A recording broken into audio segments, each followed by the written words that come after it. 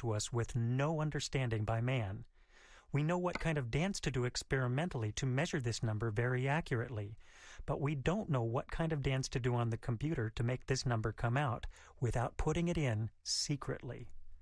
Feynman realized that if the fine structure constant was somehow even a tiny bit different, the universe we experience would not be the same. Certainly, human life would not have evolved. For such a number to come out of thin air is unsettling. While we understand where some of the constants of nature come from, many seem completely arbitrary, and a better explanation of their origin remains one of the holy grails of modern physics.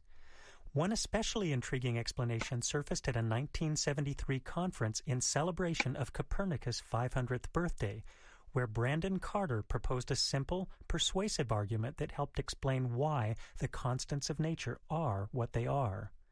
Deemed the weak anthropic principle by John Barrow and Frank Tipler, the argument runs as follows. If the constants of nature were not set to support human life, then we wouldn't be here to ask about them in the first place. In other words, because we're here to ask questions about the constants of nature, they must have values that support human life. So we shouldn't be surprised that they are what they are. If at first you find this argument unsatisfying, you're not alone. The weak anthropic principle has sparked tremendous debate throughout the scientific and philosophical communities. It's been accused of being a proof by lack of imagination, and it seems a bit like the answer we give to our children when they ask why too many times. Just because, and stop asking all those annoying questions. But in reality, the weak anthropic principle provides a logical explanation for the constants of nature. In doing so, it provides a candid scientific explanation for why the universe supports human life, even as physicists continue their search for that holy grail. I'm Andy Wood at the University of Houston, where we are interested in the way we invented minds. Transcript of this Engines of Our Ingenuity episode number 1952 is online at uh.edu/engines. Additional episodes are available by podcast. It is really, really, really hard to afford a house in the U.S. right now. More grown kids are moving in with their parents, despite a very American argument that adulthood means moving out. Everything about her emotional growth and maturity changed when she had to pay her own light bill. It's coming up on Today Explained. Today Explained, tonight at 7:30 here on News 88.7, your NPR station. I'm Victoria Cordova, a member of the Houston Public Media Foundation Board and Young Leaders Council. This station means a lot to me.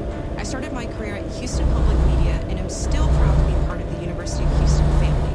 Beyond the educational and news programming, it's about informing and inspiring Houstonians. Quality journalism and storytelling require community investment. Join me and become a member today by donating at houstonpublicmedia.org/donate. Thank you. This is News 88.7. I'm Brenda Valdivia. It's sunny today with a high around 74 degrees. Tonight's low around 57 with mostly clear skies, and expect to see some patchy fog tomorrow late evening, early morning around 5 a.m. Otherwise, mostly clear skies. Back again tomorrow with some breezes. Gusts of winds can go as high as 25 miles per hour. It's currently 69 degrees and colder here at the University of Houston. This is your NPR station, KUHF Houston News 88.7, a service of the University of Houston. It's 1240.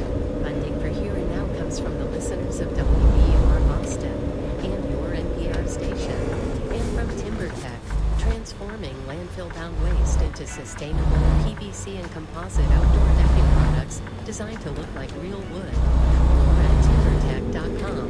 Everything wood should be. And WBUR with CSP Media, presenting Beyond All Repair, a new crime podcast that will leave you questioning everything.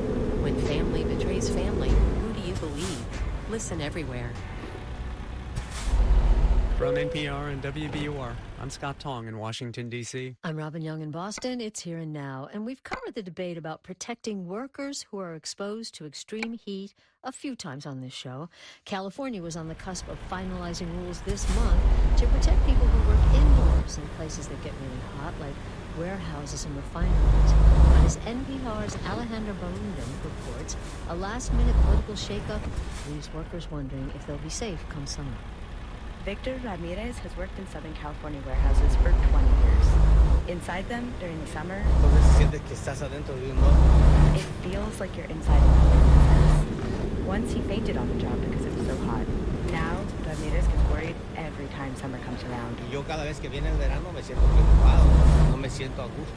Ramirez hoped things would be different this year. That's because California's Occupational Health and Safety Administration was finally set to vote on the rules to protect people like him who work indoors. The rules would guarantee breaks, water, and cool-down areas when workplaces get hotter than 82 degrees. They'd have to be cooled when it's hotter than 87. Alice Berliner directs the Worker Health and Safety Program at the University of California, Merced. It is a long time in the making. 7 years, to be exact. Indoor workers hoped the rules would be in place by the summer, because in that time, heat has only gotten more dangerous. Last summer, we saw days that were 115, 116 degrees. But a last-minute twist has left California's rules in limbo.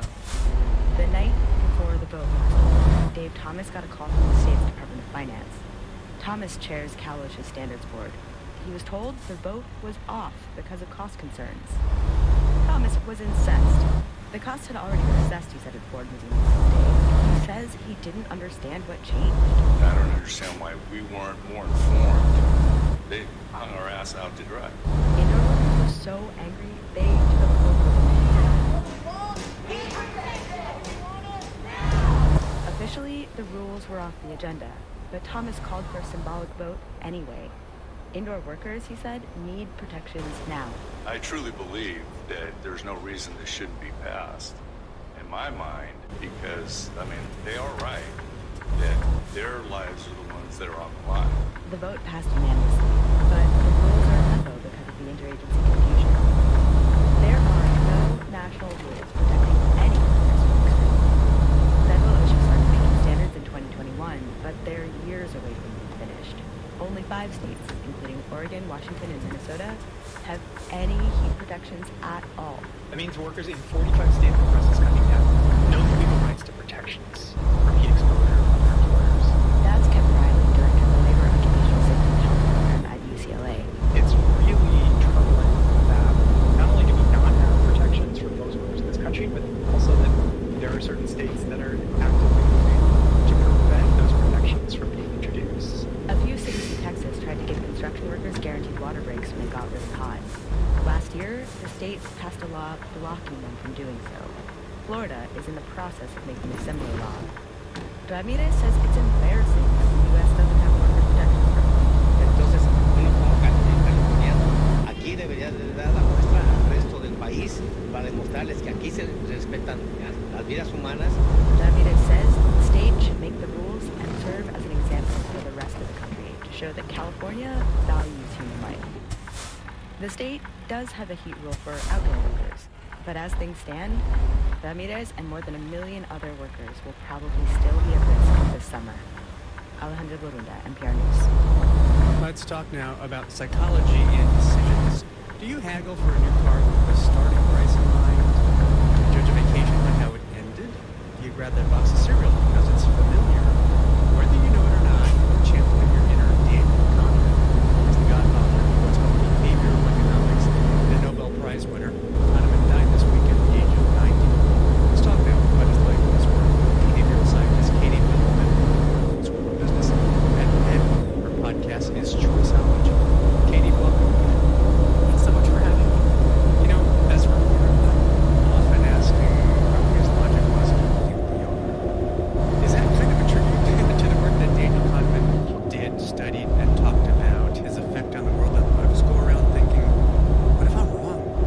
That's right, yeah. No, in the 1970s, along with his partner in crime, Amos Tversky, Danny really changed the way that we think about decision-making.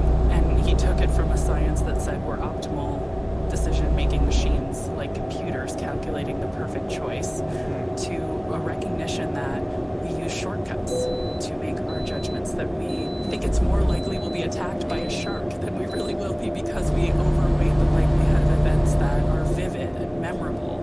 And he really brought that to light and changed the way economists think about modeling human choice.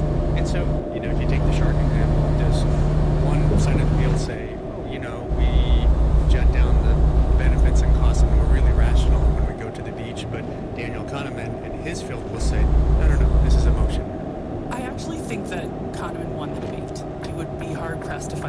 economist who thinks that people are perfect, optimal decision-making machines and wouldn't acknowledge that there are systematic and predictable ways in which we can better model our choices. People are impatient. We find that losses are much more painful than gains are pleasurable. We seek risk when we are facing losses, whereas we avoid it when we're in a situation where we're looking at gains. And these kinds of insights really grew out of a field that Kahneman helped found. And I think the debate is over.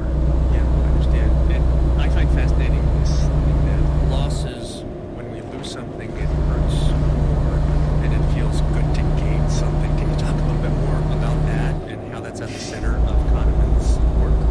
This is one of the features of prospect theory, which is the most influential theory he and Amos Tversky pioneered. And it really matters because it means we will avoid situations where we face a potential loss. And it leads to all sorts of interesting conclusions to have this set of preferences. One empirical example is that we've seen that professional golfers are loss averse, and that when they are actually putting for par, which feels like if they miss it, right, they've gone over the reference point, this is what you're expected to be able to achieve on a hole. So when they're putting for par, they're worried about going into the domain of losses, and they're actually extra motivated, and they putt for exactly the same shot than when they putt for birdie, which is a situation where if you miss it, you could still be in the domain of gains because you're not at risk of going into this zone where people would say you didn't do as well as expected. Yeah, and I mean, we're talking about his kind of fusing between psychology and economics. He, of course, won a Nobel in economics, even though he was a psychologist. Let's talk about the real-world impact that he and his field really have on everyday life in the world. When we think about how do I nudge my kids to save money, or if we want to nudge people to get vaccinated, that's also common. Yeah. Yes, so he really laid the foundations for a whole field that grew up around him of judgment and decision-making. One particularly important finding that is very closely related to loss aversion is that we are very susceptible to defaults. So if you join a new company and you have to make a decision about whether or not, for instance, to put money in their 401k, say, many companies will say you have to opt in to enroll, and a lot of people don't take that step. But there was a discovery made around 2003 that really builds on Kahneman's work, showing that if actually you were defaulted into the plan, meaning you can opt out. Put into the 401k and automatically. Exactly. If you're automatically in. enrolled, then you're dramatically more likely to end up saving for retirement. This is an enormous boon if we think it's important for people to put money aside for retirement, to just make a small change to the way that you make that choice and have this huge downstream effect. And finally, have a couple words on Daniel Kahneman, the person. You've spoken to him. He's been on your podcast. When you talk to regular people out there, what are you going to say about him, the man? He was a perfectionist. He famously would, wake up in the morning after having written a paper with a collaborator and decide it was all garbage and it needed to start again. He was incredibly self-critical, but incredibly brilliant. So many insights about human nature, and he really understood that to communicate